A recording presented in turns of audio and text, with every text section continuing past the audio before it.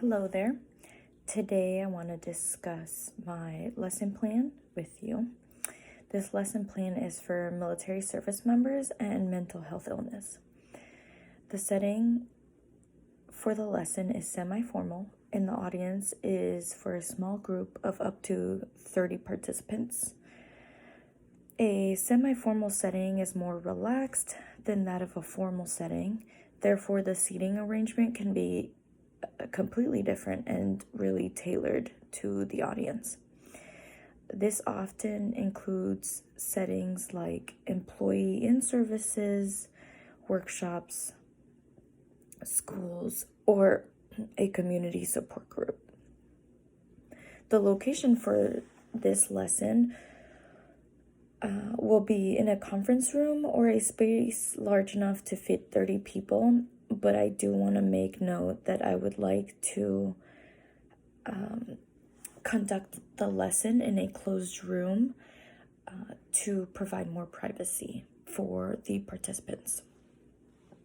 I think an icebreaker that I would bring up at the very beginning of the lesson is the question: how many of you have ever been uncomfortable in a room full of people you either know or don't know? The reason why I want to ask this question is because no matter the circumstance, people with mental health illness can feel left out or feel out of place even because they believe that no one else will understand what they're going through.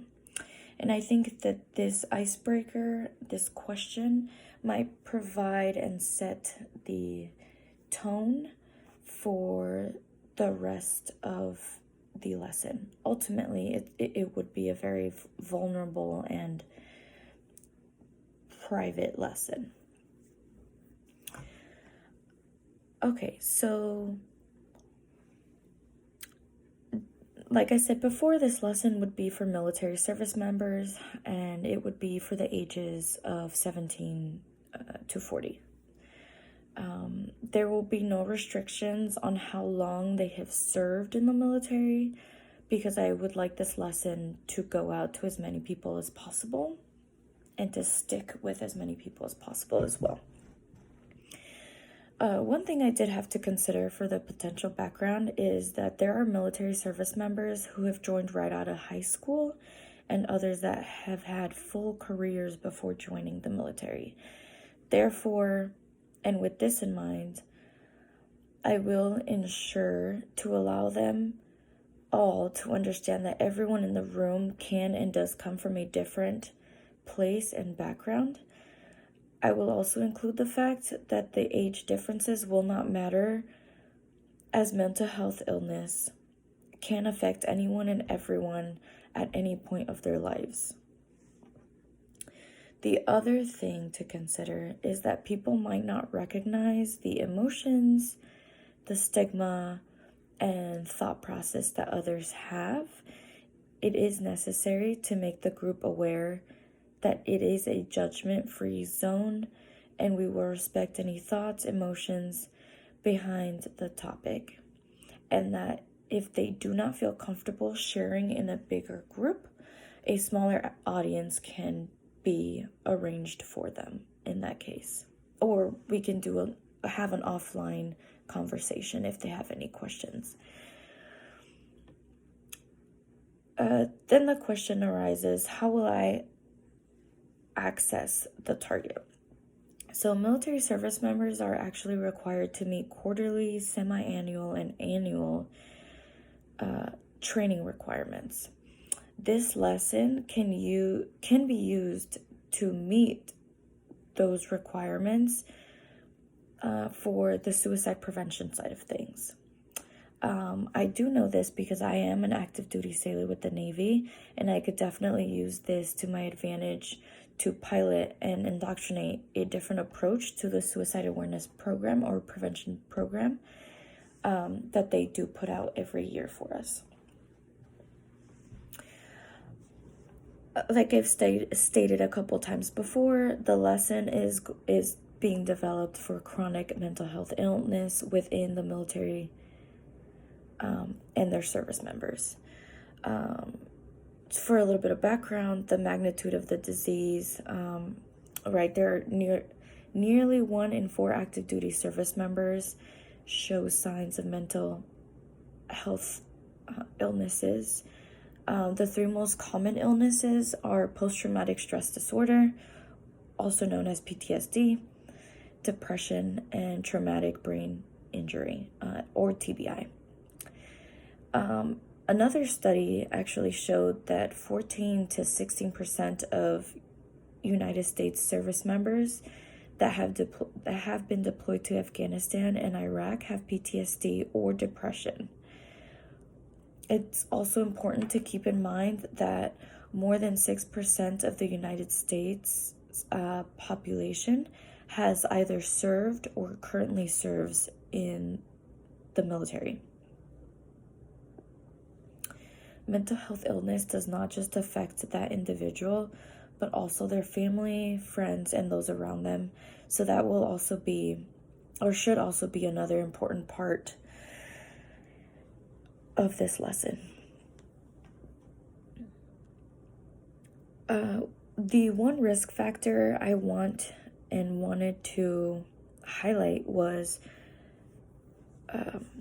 stressful life situations or traumatic experiences. And I put these two together because they can be the same in a sense, and definitely in the military, except that they will experience these in a very different way depending on if they have been deployed or where they're currently serving and what each individual circumstance is.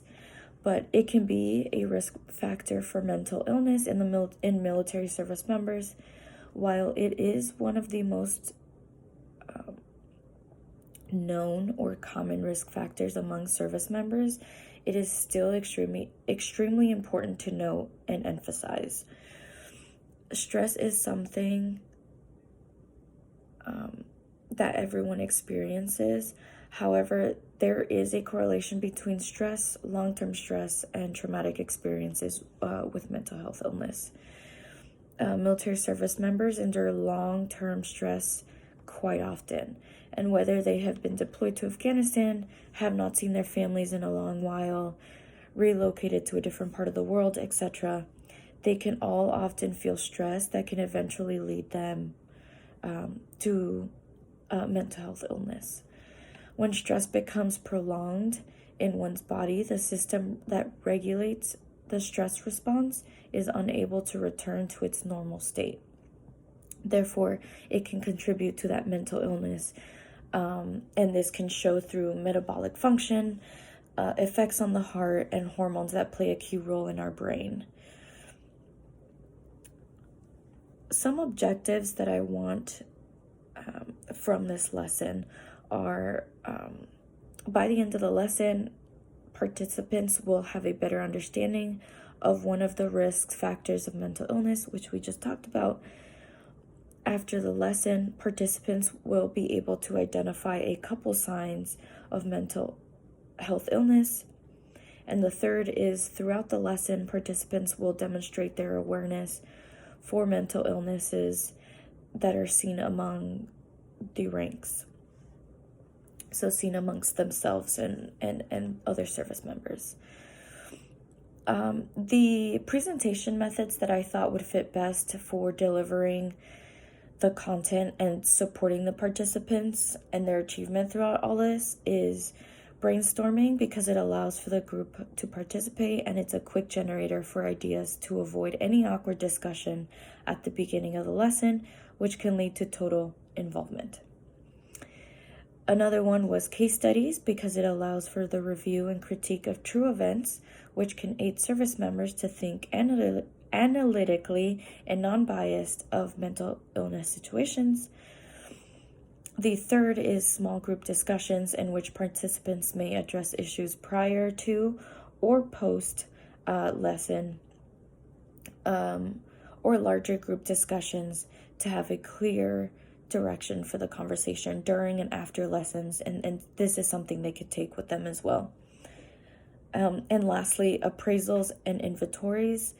And this is to assess the needs, attitudes, behaviors, interests, and skills of the participants, because it allows for a quick and on-the-spot assessment of what the service members know.